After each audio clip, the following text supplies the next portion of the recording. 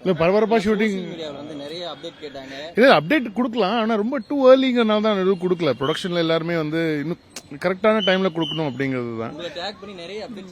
ஆமாம்மா பயங்கரமாக திட்டுறானுங்க.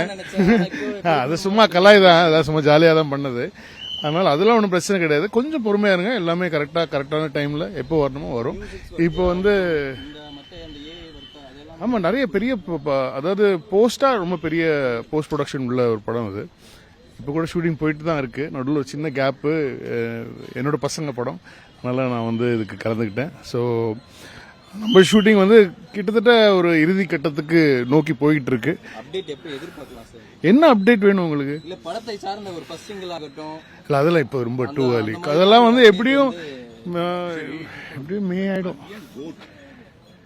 Greatest of all time.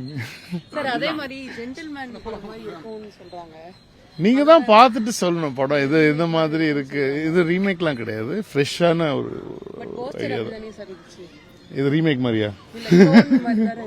அது நீங்க படம் பார்த்து சொல்லுங்க. டபுள் ஆக்ஷன் ரெண்டு விஜய் வச்சிருக்கோம். நீங்க அதுல நீங்க பார்த்தோன்னே க்ளோன்லாம் சொல்றீங்க.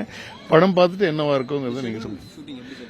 நல்லபடியா போயிட்டு இருக்கு, பரபரப்பா போயிட்டு இருக்கு. லாஸ்ட் மந்த் 29th இருந்து ஷூட் போயிட்டு தான் இருக்கு. போயிட்டு இருக்க ஒரு காரணத்தினால தான் அம்பானி சாரோட மேரேஜ்ல விஜய் சார் கலந்துக்கல அப்படின்ற மாதிரி உங்களை டேக் பண்ணி நிறைய அந்த மீம்ஸ்கள். இல்ல அது விஜய் சார் அது அவங்க பர்சனல். ஸோ அதனால பட் ஆனால் அவர் 24/7 எங்க கூட தான் இருக்கார். அதனால ஷூட்டிங் தான் பரபரப்பா போயிட்டு இருக்குங்கிறதுனால அவருக்கு இப்போ அதான் ஒரு இந்த மாசத்தோட ஆக்சுவலி கிட்டத்தட்ட கிளைமேக்ஸே முடிஞ்சிடும். அதுக்கப்புறம் ஒரு ஃபாரின் ஷெட்யூல் மட்டும்தான் இருக்கு, அதோட படம் முடிஞ்சிடும். சாங்ஸ் எத்தனை சார்?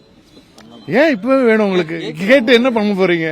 நிறைய இருக்கு, சாங்ஸ் நிறைய இருக்கு, என்ஜாய் பண்ணலாம். இல்ல நிறைய சாங்ஸ் இருக்கு, நிறைய சிறப்பு தோற்றம்லாம் இப்ப சொன்னா சிறப்பு தோற்றமே இல்லையே. அதனால வந்து தெரியல, பாருங்க நீங்க. அது இது வரைக்கும் நாங்க இன்னும் பெருசா அதுக்கான கேரக்டர்ஸா நிறைய ஆர்டிஸ்ட் இருக்காங்க. அதனால நீங்க பாத்துட்டு சொல்லுங்க.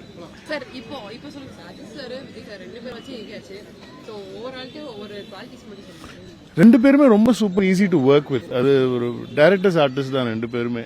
ரொம்ப கூலா இருக்கும்.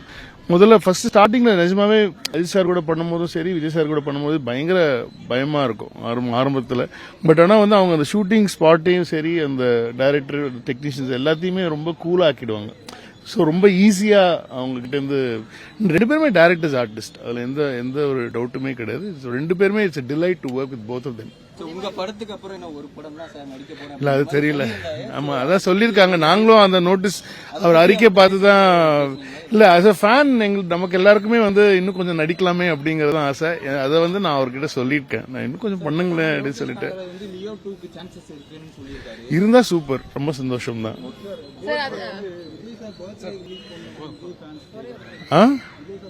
இல்ல இது இப்ப டூ ஏர்லி டு சேங்க. ஏன்னா வந்து இந்த படம் வந்து நாங்க எல்லாம் போய் நிறைய ஒர்க் இருக்கு. லாஸ் ஏஞ்சல்ஸ்ல எல்லாம் நிறைய சிஜி ஒர்க் இருக்கு.